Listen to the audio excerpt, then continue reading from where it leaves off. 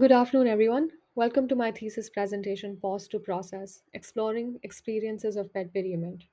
Before starting my presentation, I want to give you a gentle reminder that this could be an emotive topic and may cause distress to some of you. So please feel free to step away or take a break if you feel the need to. You can find a link to the handout I've created in the description box, which will signpost you to available support services and highlight key takeaways from this research. It also has some implications for counselors and for all of us as society. So don't forget to have a look. My name is Aishwarya, and I'm a student here at Bangor University. Before diving in, let me give you a little context as to why I chose this topic. I used to be extremely terrified of animals for the longest time, but as fate would have it, most of my best friends had pets, and I was constantly surrounded by these furry companions. Eventually, I had no option but to overcome my fear.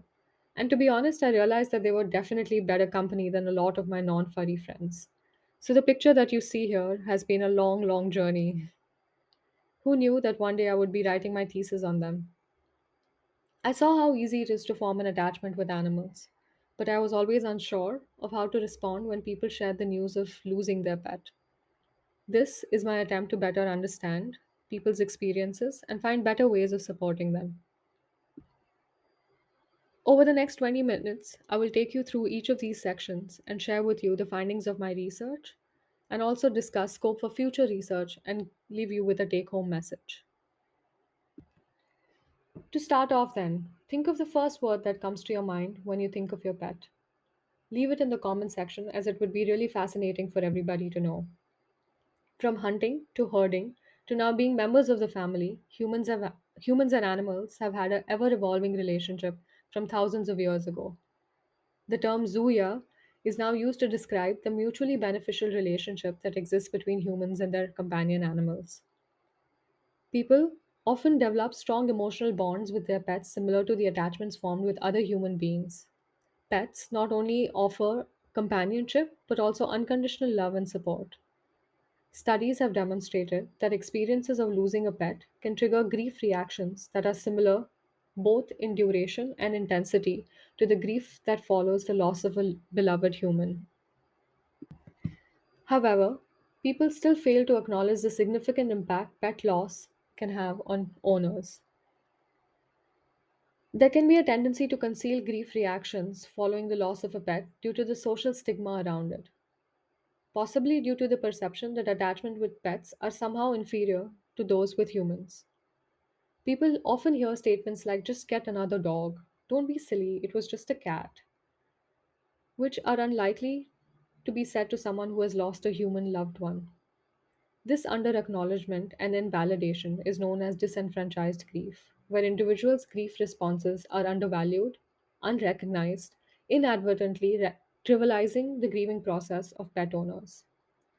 The negative societal attitude further complicates the grieving process.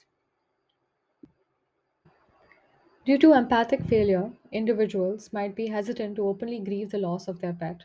Furthermore, different circumstances of loss can add complexities in the grieving process of pet owners. These situations may include the practice of euthanasia, pets getting lost or stolen, pets experiencing accidents or injuries, and pet loss due to old age or natural causes. It is worth noting that there is currently limited research investigating experiences of pet loss in the UK as compared to the USA. The objectives of this study are to explore experiences of pet bereavement and understand impact of different types of pet loss on the emotional experiences of pet owners. Further, to explore coping strategies and the perception of need, availability, accessibility, and potential barriers to support infrastructure. The hypothesis states that the emotional experiences of pet owners will significantly differ depending on the type of pet loss experienced. After receiving approval from the ethics committee at Bangor University, participants were recruited through advertisements on social media, posters at local veterinary practices, university student portal Sona, and also through word of mouth. Participants were given access to an online questionnaire through the Qualtrics survey software and offered the option to participate in an in depth interview. The study recruited 160 participants aged 18 or older who had experienced the loss of a pet and were willing to share their experiences. Out of which, 12 participants were randomly selected from the interview volunteer pool. The interviews were conducted in English and in Welsh. The total sample size of 160 was reached after data cleaning, as 11 participants were excluded due to incomplete responses on the questionnaire and the failure to meet the age criteria. The study employed a mixed methods comparative research design to examine how different types of loss impacted the emotional experiences of pet owners. The quantitative data from the online survey was analyzed using SPSS. The interview data was analyzed using thematic analysis. To ensure the emotional safety of the participants, we provided a complete disclosure of the risks and benefits of participating in the study, along with the purpose and the aims of the research. Participants were required to sign a consent form and had the right to decline answering to any questions or terminate their participation at any time. The data was stored using numerical codes to maintain confidentiality and anonymity. The recordings were only accessible to the research team and deleted as soon as the study was completed. Debriefing statements, including signposting to available pet bereavement support services, were offered to the participants in case they felt any distress. A 24-hour post interview check in was also done by an email. For the measures, we used the Pet Bereavement Questionnaire developed by Hunt and Padilla in 2006 to measure the emotional experiences of bereaved pet owners. The PBQ is a reliable and valid tool that has good internal consistency and construct validity. It measures three distinct factors that represent feelings of guilt, grief, and anger. The researchers added 16 other questions to explore experiences of disenfranchised grief, perception of support, and also prepared an interview guide to understand these experiences in further depth. Moving on to the results and discussion. These were the main and the sub themes that were identified from the interview data. I will be presenting the results and discussion together for each identified theme before moving on to the next one. The first identified theme was relationship with the pet. All participants considered their pets to be a member of the family and described them as their hairy sibling, best friend, companion, or even their shadow. They viewed themselves as the caregivers or guardians of their pets. While each family member had a distinct bond with their pet, two participants pointed out that the level of responsibility they had in caring for their pets influenced the strength of their bond. Four participants noted the evolving perspective on the nature of relationships with pets compared to previous generations, and acknowledged that pets are no longer seen as tools but rather as beloved members of the family. People are now willing to spend more time and money on their pets and allowing them to enter homes and even share their beds, indicating a shift in perception from previous times. Three participants also acknowledged that COVID-19 pandemic led to further change in the perception of relationship with pets.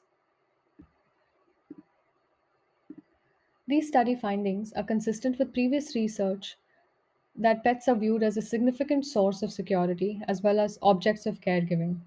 The pandemic highlighted the important role of pets in providing emotional support during times of social isolation. Participants reported that pets provided a sense of comfort, routine, and stability during uncertain times. This has implications for how we care for our pets and for the policies related to pet ownership and animal welfare. Integrating pets into counseling processes may also benefit those experiencing social isolation and loneliness. There is enough evidence that suggests that an animal assisted therapy has shown to be effective in treating various mental health concerns. Future research could explore the feasibility and benefits of incorporating companion animals in therapeutic settings to aid pet owners in managing their responses to pet bereavement. The second identified theme was the experience of loss. Participants reported experiencing emotions that were comparable to human loss. They described feeling devastated and experienced profound grief reactions. In fact, 33% of the participants mentioned feeling more grief when they lost their pets as compared to other members of the family. Experience of shock was highlighted across 75% of the participants. Some mentioned feeling completely lost and empty. The experience of shock could be understood as the first stage of grief according to the Kubler-Ross's framework. Participants reflected on how different kinds of loss may impact their grieving process. For instance, for missing pets, the lack of information about what happened to their pet made it more difficult to accept the loss. participants stressed on the need for closure. On the other hand, participants who had euthanized their pets reflected on the importance of preparing for and accepting the loss. Knowing that they were ending the suffering of their pet was comforting and reduced feelings of guilt. They highlighted the role of vets in providing support and reassurance in the difficult and taxing decision making process. 50% of the participants acknowledged that ownership of other pets provided comfort and means of distraction while grieving for their lost pet. The quantitative findings add to the reflection of the impact of the type of loss on pet owners. The alternative hypothesis, stating that the overall emotional experience will differ depending on the type of loss, was rejected. However, further analysis of the sub items of the pet bereavement questionnaire measuring anger, guilt, and grief indicated that there was a significant difference in the level of guilt experienced by pet owners. Participants who had lost their pets by accident or injury and due to euthanasia scored higher on levels of guilt compared to loss due to old age, possibly implying that the strength of the relationship is unique to everyone and regardless of the circumstance of loss, owners will still feel profound emotional reactions. Some explanation for the heightened sense of guilt could be the perceived failure to protect their pet and feeling that they had not taken adequate precautions to care for their pet. The sudden and unexpected loss might leave pet owners emotionally unprepared for the loss. On the other hand, for euthanasia, despite having time to prepare for the loss, participants experienced guilt due to not picking up on signs earlier or feeling like they could have done more to protect their pets or taken action sooner. Participants who had lost their pets due to old age expressed that it was easier to cope with it and did not experience guilt as they acknowledged the inevitability of death in the journey of life. Participants highlighted the supportive role of vets in helping them prepare for and accept the loss of their pets by providing reassurance about their decision, adequate time to say goodbye in a comforting environment. What do these findings suggest then? Several studies acknowledge that different circumstances of loss might be a crucial factor in gauging emotional reactions of pet owners, as we saw with the level of guilt in this study. Yet, there is limited research in exploring these nuances. Investigating the specific impacts of distinctive types of loss could help in providing tailored interventions to pet owners that caters to the specific type of loss, especially with experiences of sudden or unexpected pet loss. Several studies, including Matt et al., have outlined guidelines for veterinary professionals to provide emotional support to pet owners during the euthanasia process. Some of these are demonstrating empathy, respecting privacy, allowing time with the pet, and considerations of follow up care. Just that, like I mentioned before, some of the participants expressed that the veterinary practices are now providing more support, indicating a shift from previous times. While there is a plethora of research to support individuals through the euthanasia process, such guidelines are still unexplored in supporting individuals with other types of loss. Warden's model is a more contemporary view of grief. It has been expanding to include non death losses. This presents an opportunity to investigate these non death losses in the context of non death pet loss. Finally, the last theme captured coping strategies and the perception of support of participants. The results indicated that every individual had a unique coping mechanism. The practice of continuing bonds, which implies continuing to maintain a relationship with their pet even after they are gone, was common across several participants. While some wanted to keep their pets' belongings close, including blankets, toys, and creating memory boxes, others avoided this completely, suggesting that this practice might not be suitable for everyone. Participants reported feeling that their experiences of pet loss were not recognized as a legitimate loss and reported hesitancy in expressing their emotions in front of people who quote unquote did not understand. Others noted that they felt the need to suppress or diffuse their emotions due to the protection of other family members or in the context of the pandemic. One participant felt guilty for experiencing grief for her pets, even though she considered them as her children, thinking that others are losing their real relatives. Participants noted that some individuals may benefit from professional support to manage their emotions as it would provide a safe, non judgmental space to mourn their loss. Although Participants did note that things are changing nowadays and that people are engaging in more elaborate funerals as they might with human loss. 93% of the participants were not aware of any pet bereavement support services, and some were aware only of the Blue Cross. This could be seen as an opportunity for existing services to promote their service more effectively or establishing more pet bereavement support services.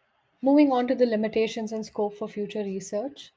While this study considered only four types of loss, future research could explore other distinctive kinds of loss, such as loss due to natural disasters, or having to give up pets due to financial constraints, or euthanasia for behavioral or aggressive reasons.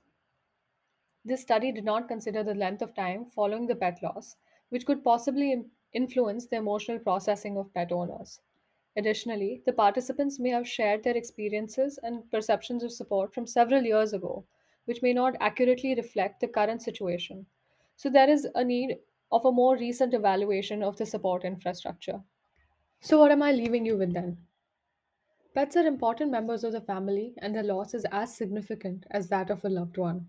It is crucial to accord the same level of respect and recognition as other family members. Further, there is a need for a supportive environment for pet owners in facilitating adaptive grief and promoting healthy coping strategies. It is important to acknowledge the unique and the complex grief reactions experienced by pet owners depending on the contextual factors. Further, equipping counselors to provide tailored interventions through specialized training could be considered. Importantly, expanding on the current human related grief models in the context of pet loss will help us support pet owners better. Asking why there might be hesitancy in accessing support and what we can do about that. Establishing community support groups could help process the pet loss by creating a validating environment. Thank you for your time and patience. I hope I was able to provide you with some interesting insights on the topic of pet bereavement. I would like to thank all the participants for their contribution and give a special shout out to my professors and my research team for their continuous support throughout this journey. Please leave your questions in the comment sections and don't forget to take a look at the handout. For any further queries, please feel free to email me. Thank you. I hope you have a wonderful day ahead.